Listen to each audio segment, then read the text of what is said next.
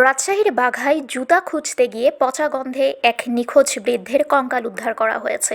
নিখোঁজের ১ মাস ১৮ দিন পর পাঞ্জাতন সরকার নামের ওই বৃদ্ধের কঙ্কাল পাওয়া গেছে। তার লাঠি, লুঙ্গি, সোয়েটার, পাঞ্জাবি দেখে পরিবারের লোকজন তাকে শনাক্ত করেন।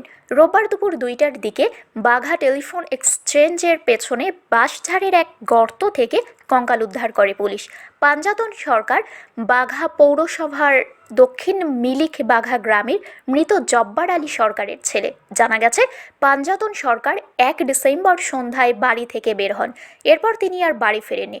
বিভিন্ন স্থানে খোঁজ করে না পেয়ে বাঘা থানায় তার ছেলে নিখোঁজের একটি সাধারণ ডায়েরি করেন। নিখোঁজের ১ মাস ১৮ দিন পর তার পাশের বাড়ির বজলুর রহমানের হারিয়ে যাওয়া জুতা খুঁজতে গিয়ে নাকে পচা গন্ধ অনুভব করে। এগিয়ে গিয়ে দেখেন একটি কঙ্কাল পড়ে আছে। বিষয়টি স্থানীয়দের পরে পুলিশকে খবর দেওয়া হলে ঘটনাস্থল থেকে বৃদ্ধের কঙ্কালটি উদ্ধার করা হয়। তবে তার লাঠি, লুঙ্গি, সোয়েটার, পাঞ্জাবি দেখে পরিবারের লোকজন পাঞ্জাতন সরকারকে চিহ্নিত করেন। এ বিষয়ে বৃদ্ধের ছেলে হাফিজুল ইসলাম বলেন, আমার বাবা লাঠির ওপর ভর করে চলাফেরা করেন। ১ ডিসেম্বর বাবা সন্ধ্যার দিকে বাড়ি থেকে বের হন, আর ফিরে আসেননি। বিভিন্ন স্থানে খোঁজ করেও পায়নি। বাড়ির পাশে বজলুর জুতা হারিয়ে যায়। তার ধারণা কুকুরে নিয়ে গেছে। সে বাড়ির পেছনে জুতা খুঁজতে গেলে বাবার কঙ্কাল দেখতে পায়। এ বিষয়ে বাঘা থানার ওসি সেরাজুল হক বলেন, শুকিয়ে যাওয়া কঙ্কালটি উদ্ধার করে ময়নাতদন্তের জন্য রাজশাহী মেডিকেল কলেজ হাসপাতাল মর্গে পাঠানো হয়েছে। পাঞ্জাতন সরকার নিখোঁজের বিষয়ে ১ মাস ১৮ দিন আগে তার ছেলে হাফিজুল ইসলাম থানায় একটি সাধারণ ডায়েরি করেছিলেন। ঘটনাটি তদন্ত করে আইনি ব্যবস্থা নেওয়া হবে। কালকে রাত্রে আমার জুতা হারাইছে, কুকুরের জুতা মুখে লিয়ানছি কিনা দেখতে দেখতে দেখতে আসি, এই পর্যন্ত আসি কুকুর আমদানি হচ্ছে কিন্তু বেশি।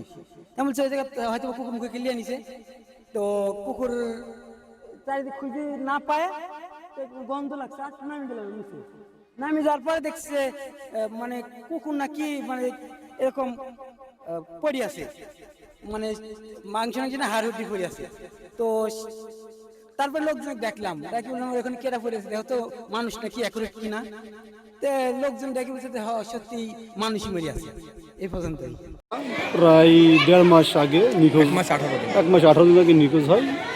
আমার ছোটো বাচ্চা আগে এখানে শুধু নামাজ কালাম পড়তো, বাসাতে আসতো। হঠাৎ করে একদিন সন্ধ্যার পর থেকে আর তাকে পাওয়া যায় না। তো আজকে হঠাৎ করে এই জনজীর্ণ জায়গায় তার গলিত লাশ পাওয়া গেছে। শারমিন শিমু, বরেন্দ্র টেলিভিশন।